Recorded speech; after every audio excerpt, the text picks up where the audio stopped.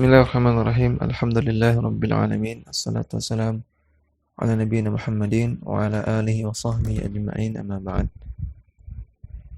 Kita kembali membaca kitab Syurut La Ilaha Illallah wa Nawaqidul Islam karya Syekh Muhammad Sa'id Raslan hafizallahu taala.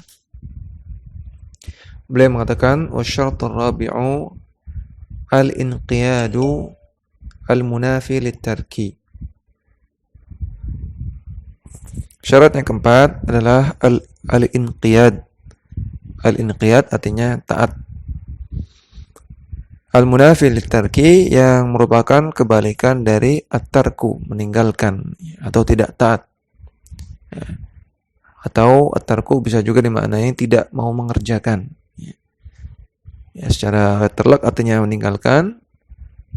Namun yang lebih tepat kita maknai at-tarku di sini meninggalkan atau tidak mau mengerjakan. Apa definisi dari al-inqiyad? Wadzalika bi ayyan qada lima dallat alaihi kalimatul ikhlasi. Yaitu seseorang taat atau patuh kepada semua yang menjadi konsekuensi dari kalimatul ikhlas, kalimat la ilaha illallah. Wa la'alla al-farqa bainal inqiyadi wal qabuli, dan bisa jadi perbedaan antara al-inqiyad dan al-qabul, ya, karena al-inqiyad dan al-qabul mirip-mirip, hampir sama. Apa perbedaannya? Beliau katakan annal qabula idharu sihhati ma'na dzalika bil qabuli.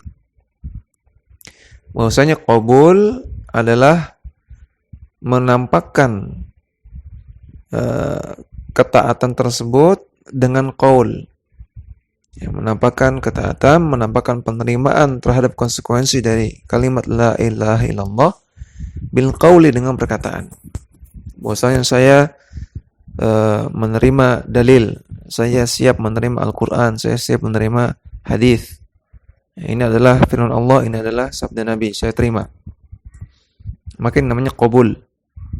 Fayaqbaluhu wa yu'linu dzalika nutqan bil lisani. Dia menerima konsekuensi dari la ilaha illallah dan dia yu'linu, mengumumkannya, menampakkannya, dzalika nutqan bil lisan, dengan mengucapkannya secara lisan.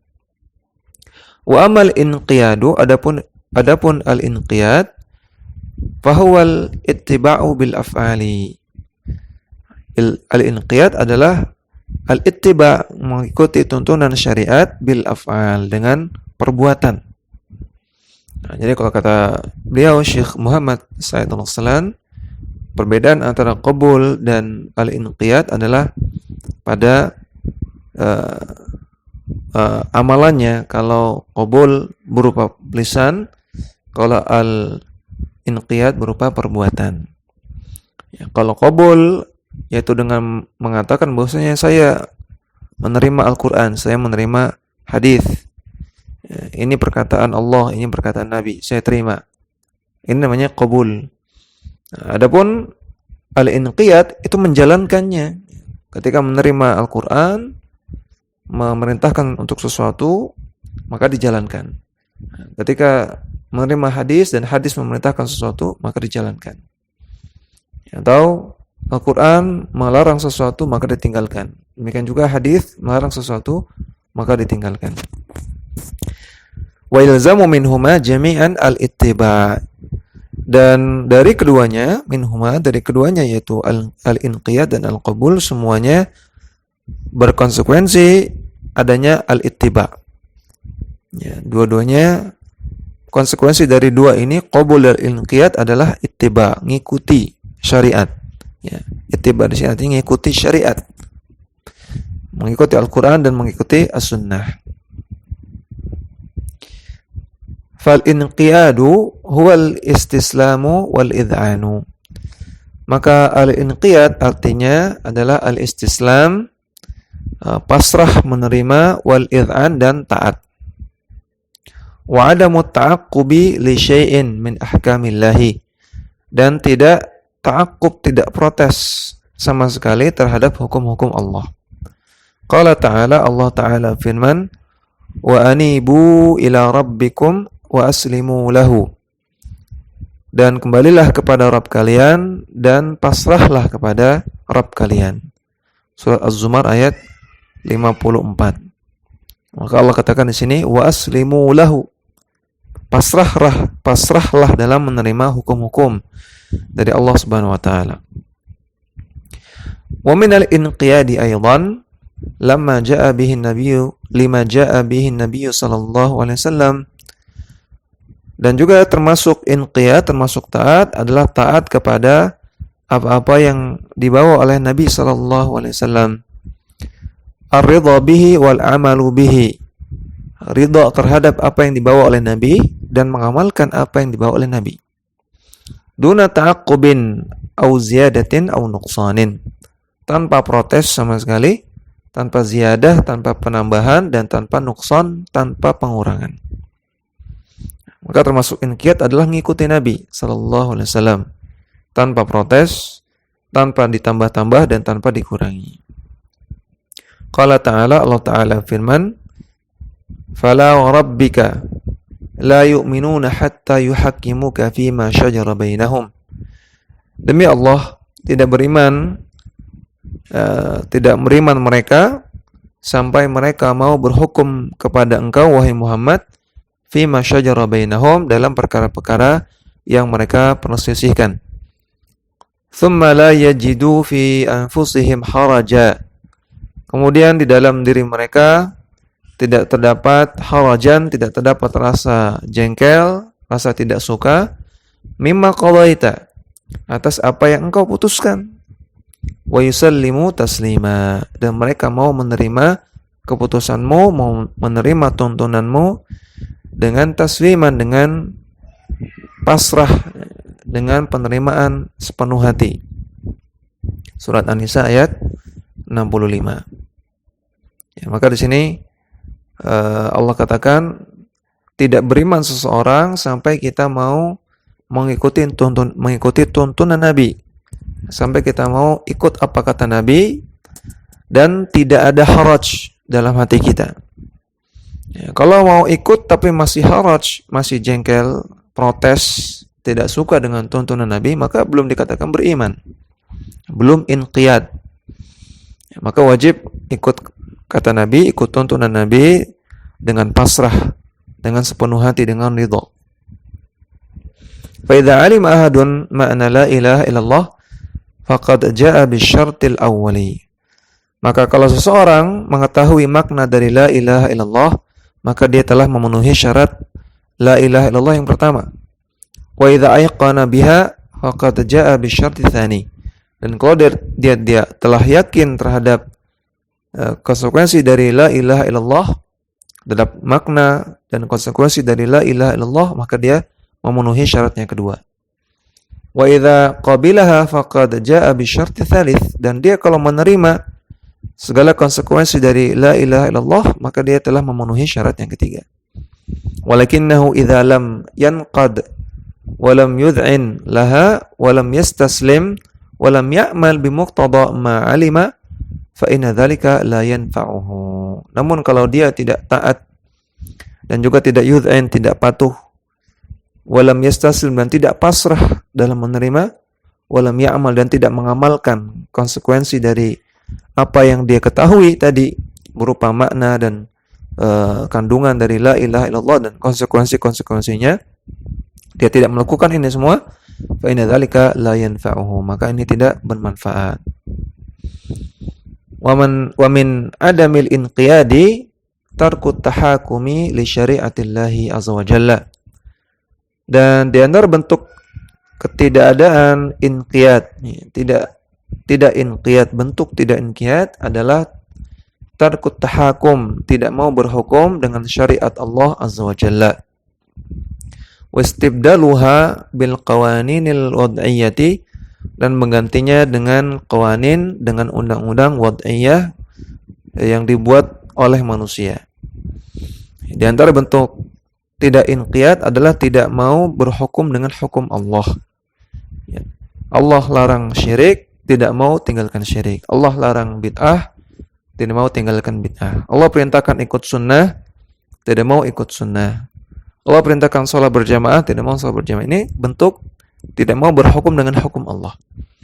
Dan semua bentuk maksiat itu termasuk tidak berhukum dengan hukum Allah. Semua bentuk meninggalkan ketaatan itu juga bentuk tidak berhukum dengan hukum Allah.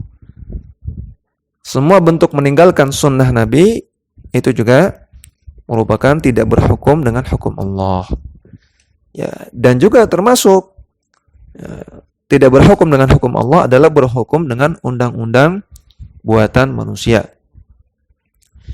Ya, namun perlu diketahui bahwasanya berhukum dengan undang-undang buatan manusia ini terbagi menjadi 3 rincian. Yang pertama, berhukum dengan undang-undang yang sejalan dengan hukum Allah. Yang sejalan dengan hukum Allah. Seperti misalnya jika ada aturan wajibnya pakai jilbab.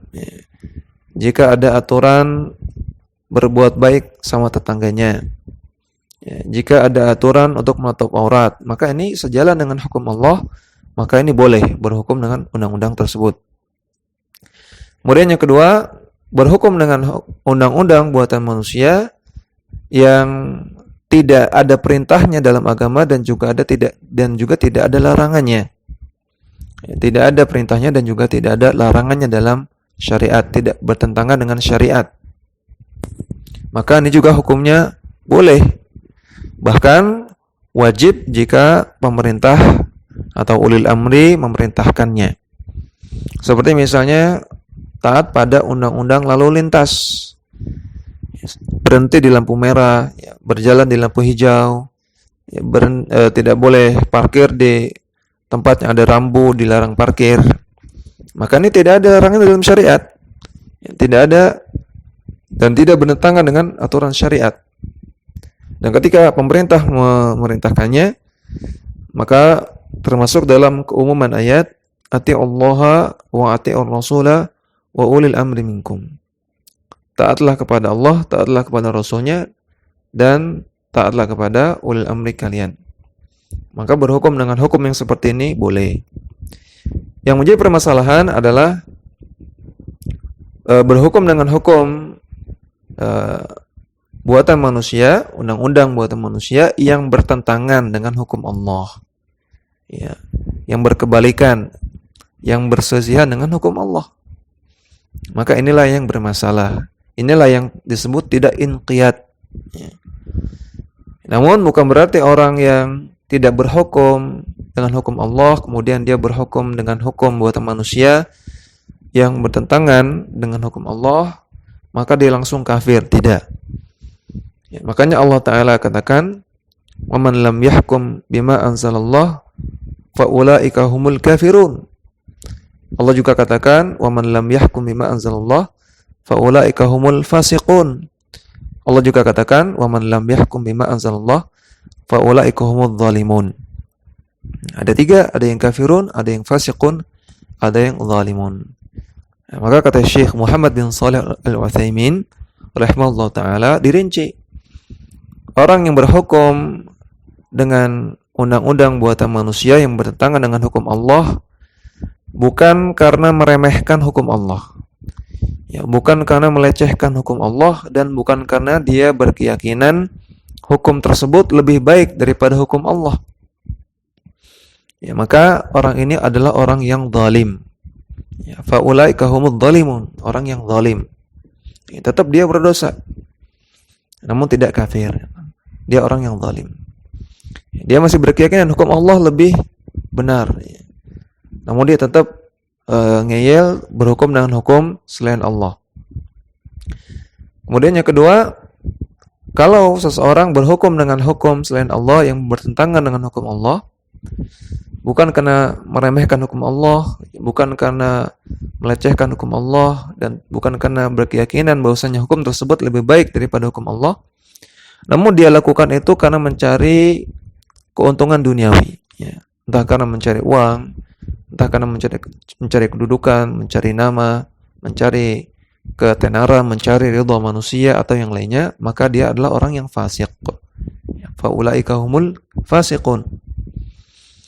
Adapun orang yang berhukum dengan hukum selain Allah, hukum buatan manusia yang bertentangan dengan hukum Allah, dengan keyakinan bahwasanya hukum tersebut lebih baik daripada hukum Allah, dan dia meremehkan hukum Allah, melecehkan hukum Allah, mengatakan hukum Allah sudah tidak relevan, sudah kuno, yang harus ditafsirkan ulang, harus direvisi atau semisalnya, maka inilah yang terancam oleh ayat wa man lam yahkum bima anzalallah faulaika humul kafirun. Demikian yang kita sampaikan pada kesempatan kali ini, mudah-mudahan bermanfaat. Wassallallahu ala nabiyina Muhammadin wa ala alihi wasallam.